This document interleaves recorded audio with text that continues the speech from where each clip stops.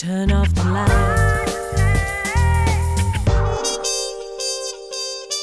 Le grand.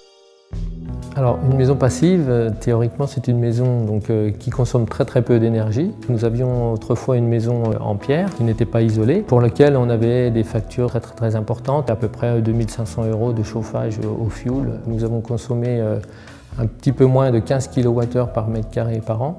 La facture globale de chauffage pour cet hiver était de 140 €. C'est quelque chose qu'il faut prendre en compte de nos jours, quoi. On ne ressent pas de froid, d'humidité et un air sain, puisqu'on est dans une maison aussi ossature bois, qui nous permet donc de vivre agréablement.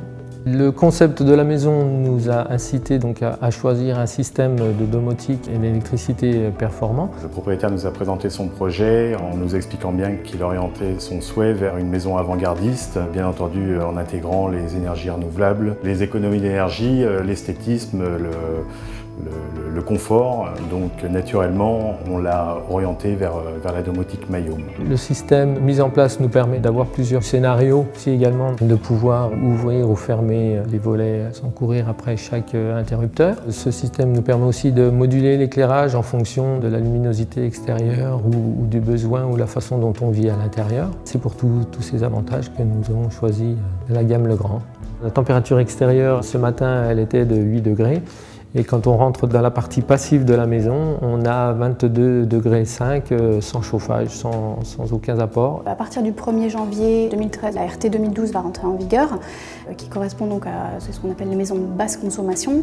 Donc cette maison-là va encore plus loin, puisque c'est une maison passive. On va faire très attention à l'enveloppe de la maison, faire en sorte que ce soit une enveloppe étanche et puis très bien isolée.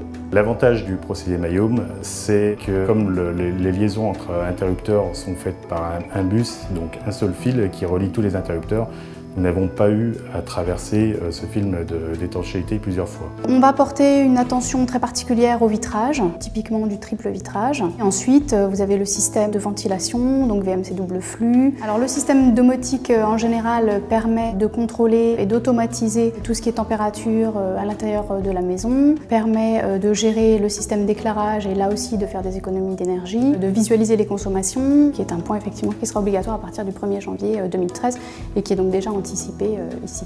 Et en plus, bien entendu, c'est un produit qui est très esthétique et qui contribue à un environnement sympathique. Donc on a la partie puissance qui est dans un tableau, l'autre partie domotique qui est dans l'autre tableau. On a la possibilité de faire évoluer l'installation au gré des souhaits du propriétaire. Pour nous, la maison bois passif s'imposait parce qu'elle offrait tous ces avantages au niveau du confort de chauffage et puis des économies d'énergie. Je conseille fortement à tout le monde de le faire. Dorénavant, on ne peut plus construire comme on construisait autrefois. Il faut avancer, quoi. Turn off the light.